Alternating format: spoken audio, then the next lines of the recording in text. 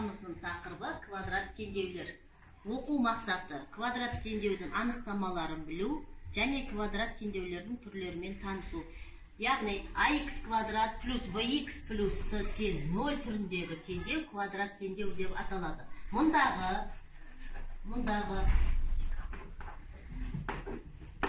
x айнымалы шама a, b, с берілген сандар.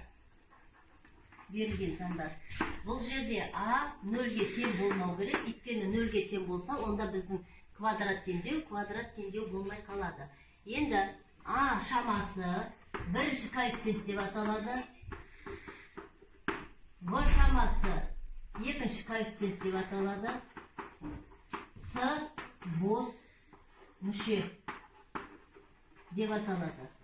Мысалға, 5x квадрат минус x минус 4 тең 0 деген теңдеуде a-ның мәні 5-ке тең, b-ның мәні, яғни таңбасына назар аударамыз, минус 1-ге тең, с-ның мәні минус 4-ке тең.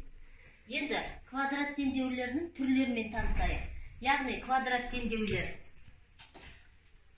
толық квадрат теңдеу деп бөлінеді, және толымсыз квадрат теңдеу деп бөлінеді.